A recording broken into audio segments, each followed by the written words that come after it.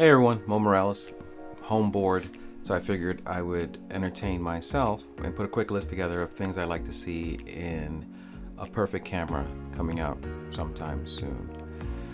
First, we'd want to start off with IBIS. Obviously, you want your images stabilized as much as possible. Did I just say stabilized? All weird. Stabilized. You want your image stabilized as much as possible, whether it's in the body itself or from the camera lenses itself, or both of them put together. That obviously makes everything much better and easier. You're looking for at least, depending on the price you're paying for the body, 1 to 2 stops more achieved via the stabilization, all the way up to 5 stops.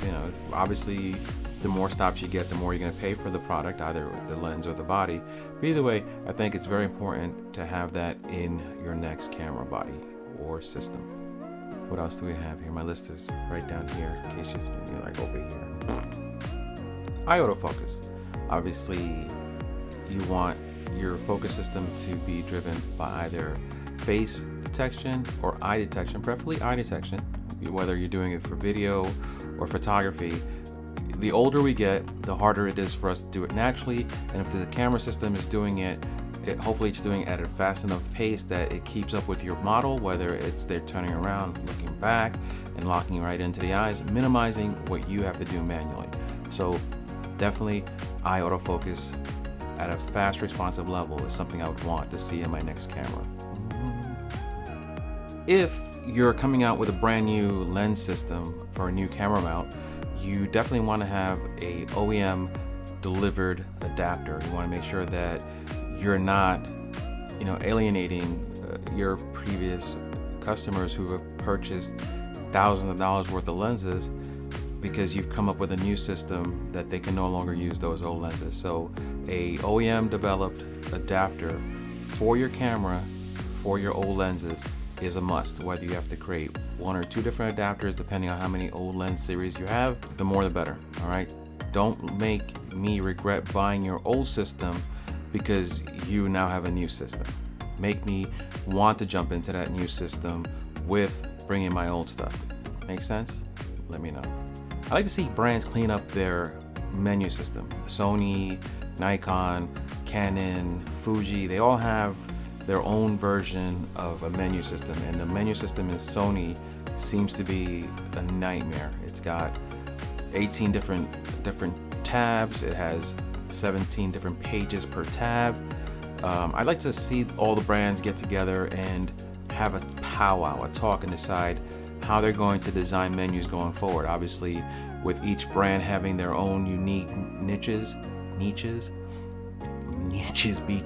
bitches. So they all have their own unique little functionalities. You want to have a special menu portion where they have all the same autofocus, all the same, exposure modes, customizing your button system, which we'll get to that in a second.